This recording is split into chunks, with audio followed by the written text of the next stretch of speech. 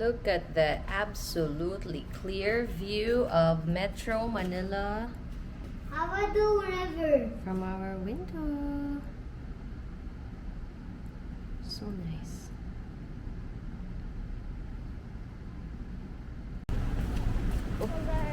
Yeah. Come on, love. Where are we going? You want to tell the vlog where we're going? Can I hold it? No. I'll hold it for you. You're too near. We are going to a power plant. Can I hold? Nope. We're walking around the neighborhood, enjoying the view, enjoying the peace, enjoying the nice weather. Yeah, and then enjoying the What? enjoying the windy day. Yeah.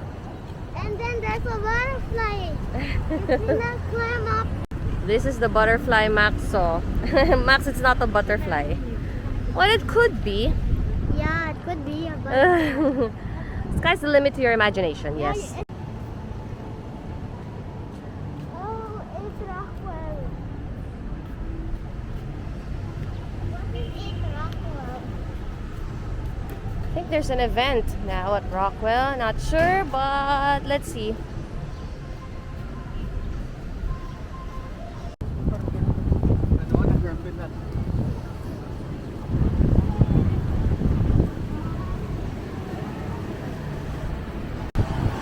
Oh, I think this is the Kapampangan thing. The Kapampangan event. So, there's a series or there are chefs, Kapampangan chefs, or those that are, I guess, specializing in Kapampangan food that are here at Power Plant. So, let's check it out, Maxi. It's all about food.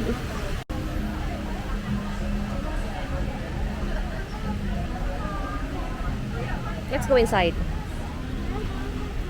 Talaga lang ba? It's a smorgasbord of Kapampangan food.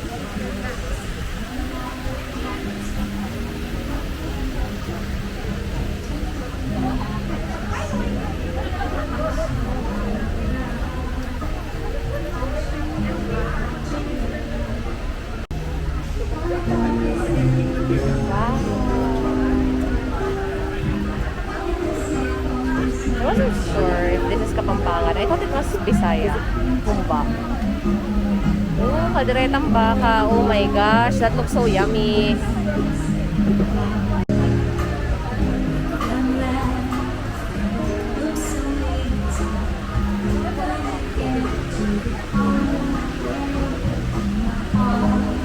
Cheese breads and ensaymada.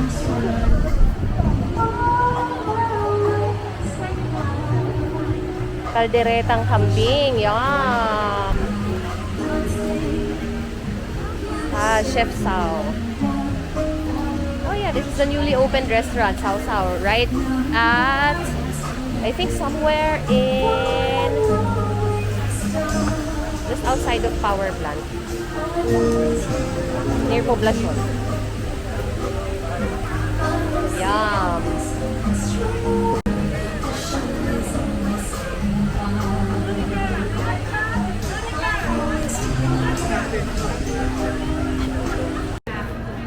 I don't know why, but even if you like give me options, like expensive international options on donuts, I would still pick Yeah, Dunkin' and Dunkin' Donut.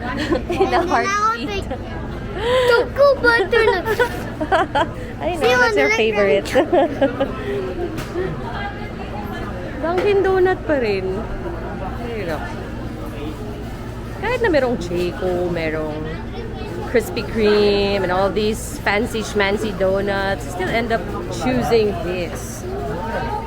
It's just a familiar taste of your childhood.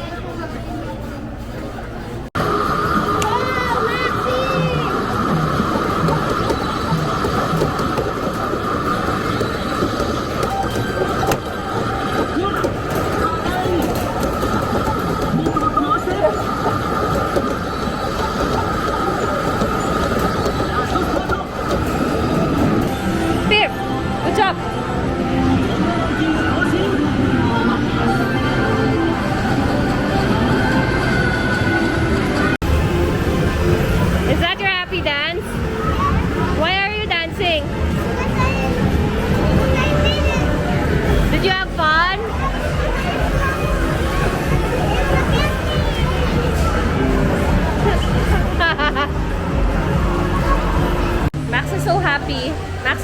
happy because he won so much today. He won a lot of candy. Look.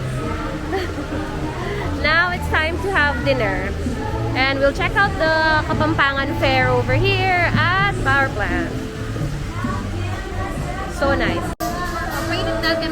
Yes, please.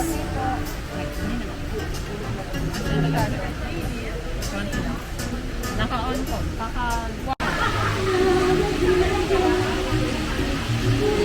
Wow. We got dinuguan from Perfect Loaf. And caldereta. Sobrang classics. Yum, yum, yum, yum.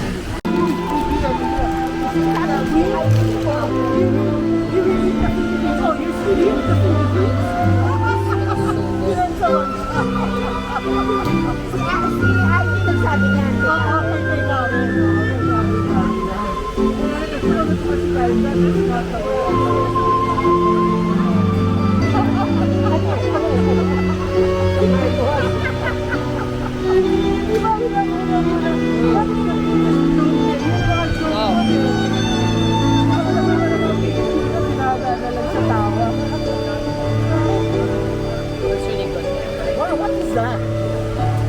This is palabok. Palabok? Yeah, seafood palabok. It has scallops and I think grilled octopus. Oh, where did you get that? This one, sausaw. Okay, ayaw, busog na ako. Okay lang po tayo smell the ano eh. Oo. Ako parang, kasi hindi ako sasakal dito. Laing. Lang ako eh. Parang ang kilala. Isa na magpinta. Bigyan ako ng shirt niya. Hey guys, welcome to another edition. Ano ba yan? Take 2. Hey guys, welcome to another edition of Atty.H Legal Diaries, and it's another Friday, and coding talaga. Kailangan talaga magchikahan tayo habang nagbubook ako ng Grab. Grab did not sponsor this post, by the way.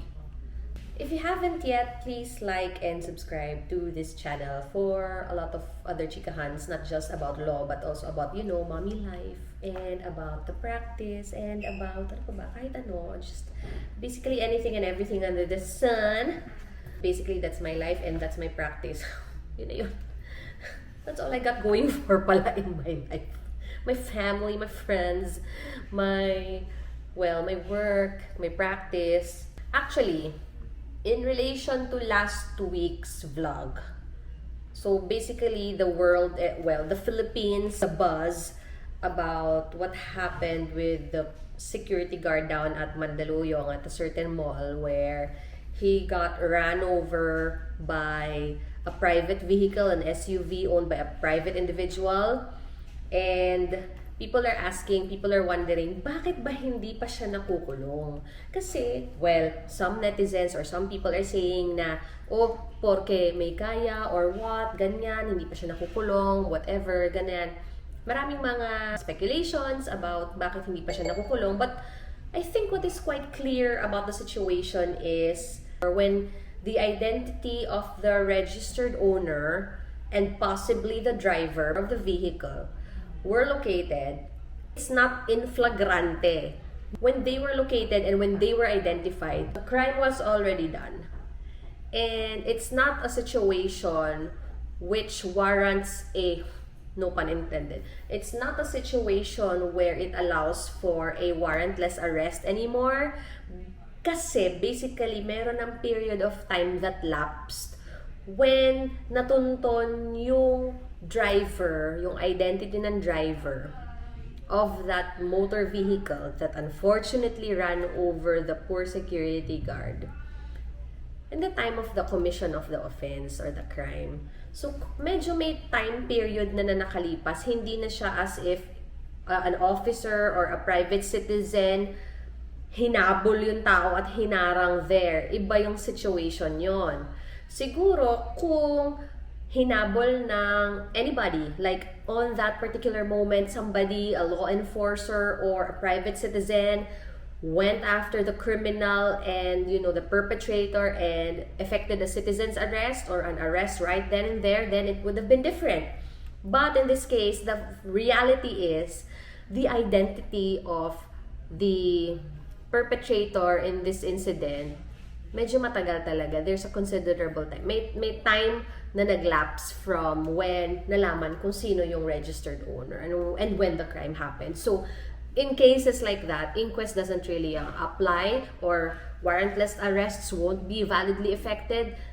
In this situation, what the PNP did, which is also lawful, it's actually lawful in this case, is after gathering the necessary details and facts, they prepared a complaint. And then this complaint was filed with the fiscal's office or the prosecutor's office where the event or incident happened. So in this case, it happened in Mandaluyong. So I guess, I'm not sure kasi, that area is actually governed by at least two cities. So I'm not sure if they filed it in Mandaluyong or if they filed it in Pasig. It really depends. That's also a technical issue. But the fact is, PNP had already caused the filing of the complaint, the criminal complaint, before the city prosecutor involved where the crime happened. And in that case, due process provides that the person or the accused will be given, or the respondent will be given 15 days from receipt of the subpoena with a copy of the criminal complaint, leveling out or writing the charges against him, and the person will be given time to answer or file a counter affidavit. And after filing the counter affidavit, then the fiscal or the office of the city prosecutor will rule on whether or not there is probable cause, whether or not basically there is probable cause for them to say or them to believe that, and rule that a crime happened and that the accused really, or the respondent probably most likely, committed the offense. So that's due process. And after issuing that resolution, finding probable cause, and after elevating the same to the respective court, then that's the only time when a warrant of arrest will be issued. So it's not as if there is favor in this case. It's just unfortunate that hindi na-locate or hindi kaagad natunton yung details. Hindi nakapag-effect ng warrantless arrest in this situation. So, hindi talaga nag-govern yung inquest rules wherein talagang right then and there, mahuhuli, madedetain because the crime happened right in front of a police officer or a civilian who effected citizens' arrest. So, ayan, there's really, I know it's an unfortunate situation, but laws are laws and the rules are rules. Yun yung take on what happened. I don't think the PNP has any reason to, favor this person because he's allegedly rich. I disagree. Doesn't mean that he's wearing a Lacoste shirt and driving.